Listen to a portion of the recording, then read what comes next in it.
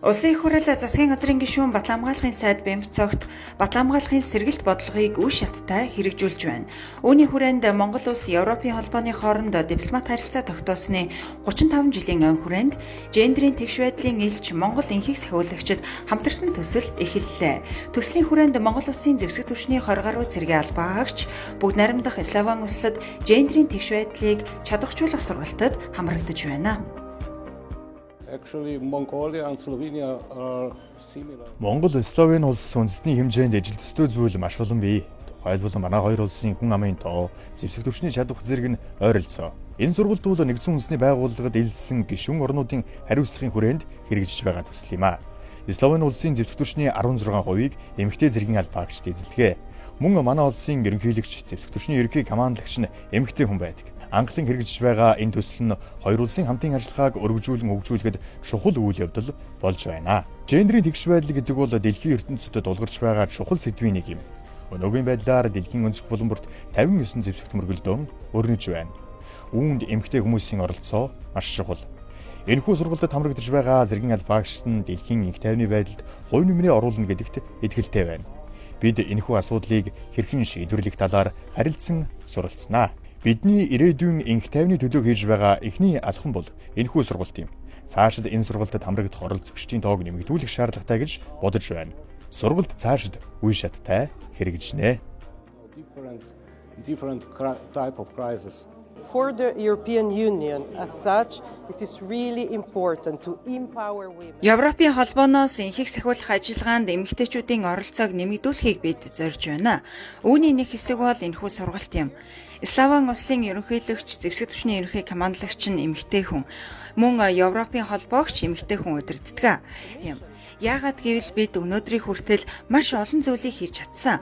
Энэхүү сургалт нь тодорхой зорилготойгоор зохион байгуулагдаж байна. Монгол улсын зэвсэг түвшний төлөөлөл хүрэлцэн ирж биднээс харилцан туршлага суралцж байгаа нь дэлхийн ирээдүйн сайн сайхны төлөө хамтдаа хийж байгаа чухал алхмын нэг юм. Сургалтын үр дүнд цаашид энхийг сахиулах үйл ажиллагаанд эерэг нөлөөллийг авчирна гэдэгт итгэлтэй байна. After the 35 years of the diplomatic relations between Mongolia. Монгол улсын засгийн газар бүх яамд болон бүхий салбарт гендерийн тэгш байдлын стратегийг хэрэгжүүлэх үүрэг хүлээсэн. Европын холбоо нь эдгээр стратегийг тууштай дэмжиж, Монгол улсын засгийн газартай хамтран ажиллаж ирсэн юм а. Монгол улсын батламгааллах салбар нь 2020 оноос хойш гендерийн талаар баримтлах бодлогыг хэрэгжүүлэхэд тууштай хүчин чармаалт гаргаж, энэ хүрээнд зэвсэг түвшний жанжийн штабын дэргэдэх гендерийн орон тооны бус дэд зөвлөл байгуулан ажиллаж байна. Хамтын ажиллагааны хүрээнд маш сайхан дуршлаг суурьмтлагдсан бас аль аль талдаа бас юм шинэлэг сайхан юм сургалт зохион байгуулагдаж явагдаж байна.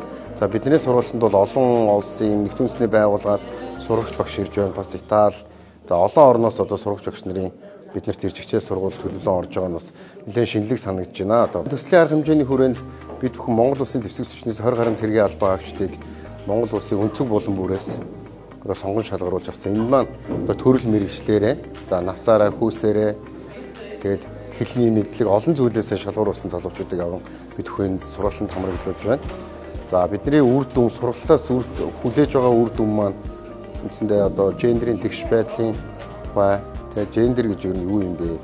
Бидний одоо амьдрал гендерийн асуудал зөрчигдөж гинүү, тэгш байдал гэдэг зүйл байна уу гэдэг чиглэлээр одоо олон зүйлийг бас бид нэр сурч мэдж байна.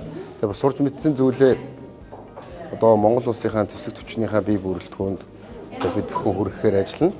Би өмнөд Судан улсад болон Баруун Сахара улсад үүрэг гүйцэтгэсэн. Баруун Сахара улсад үүрэг гүйцэтгэх явцад гендер тулгардаг хэд хэдэн асуудлууд байдаг. Энэ нь болохоор шашин шүтлгийн хувьд ялгаатай байдал, мөн гендерийн эрхтэгш байдал хөндөгддөг, хүүхэд эмэгтэйчүүд сурч боловсрох боломжгүй байдаг. Ийм асуудлууд нэлээд тулгарч байсан. Энэ нь нэлээд нийгэмд болон тухайн улс орондоо их сөрөг нөлөөг дагуулдаг. Энэ сургалтаас дүгнэхэд гендерийн тэгш эрхийг хэрхэн хангах болон нэгдсэн үндэсний байгууллагын энхийг дэмжих ажиллагаа болон нийгэмд бид гендерийг яаж тэнцвэртэй хуваарлах, гендерийн мэдрэмжтэй томилгоожуулалтыг бид нар бас цаашид анхаарах шаардлага тулгарч байгаа. Батлан хамгаалах салбар нь нийгмийн аюулгүй байдлыг хангах, төр улсын тусгаар тогтнолыг хамгаалах чухал үүрэгтэй онцгой салбар. Батлан хамгаалах салбарт гендерийн тэгш байдал өргөн хүрээнд хэрэгжих нь инх тайвныг сахин хамгаалах, гендерийн тэгш бус байдлаас үүдэлтэй аливаа сөрөг үзэгдлийг арилгахад ихээхэн хувь нэмэр оруулах юм а.